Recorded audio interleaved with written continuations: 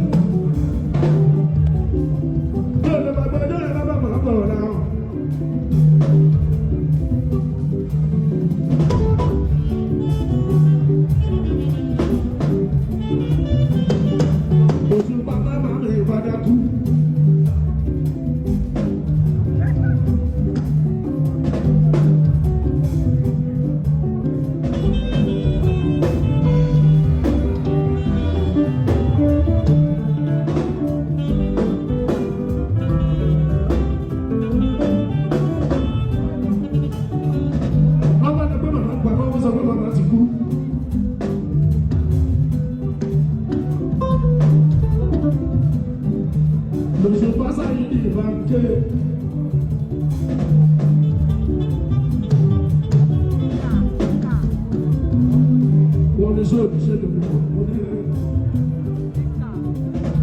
Tó o bá ṣe jẹ́ gbogbo máa máa rẹ̀ á jí.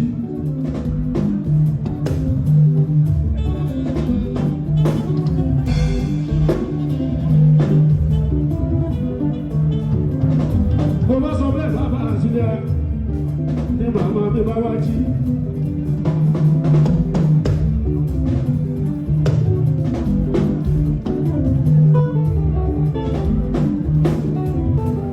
Wọ́n ní ọjọ́ ìrọ̀lẹ́ mọ̀ tó yìí lọ́wọ́ iṣẹ́ ìjọba.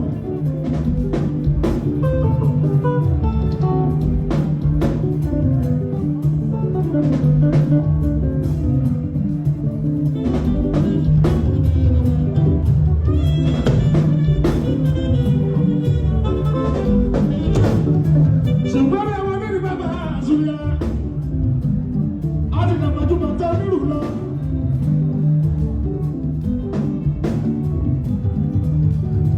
Ìgbà tí mo tún dàgbà bàbá àṣùyà láyé ìgbàjà yẹn tí mo sì máa wá là. Màmá mi bá máa bọ̀ ọ̀la ọ̀dọ̀ tó bẹ̀rẹ̀.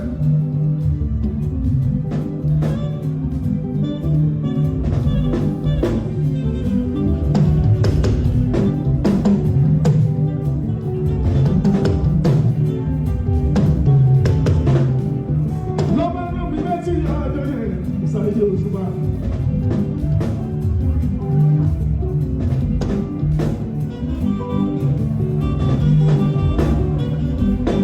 Ó wá ní màá ṣáájú ẹ̀kú sàmì ní ìsàmì ní.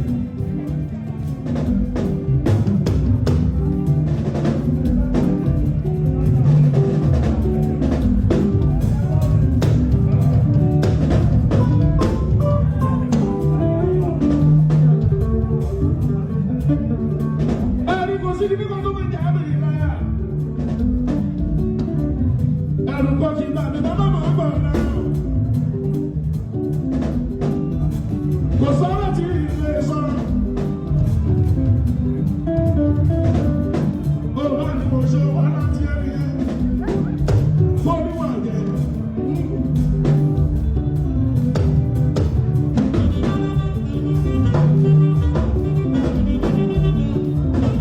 Mo ní wà lọ́lọ́kùn.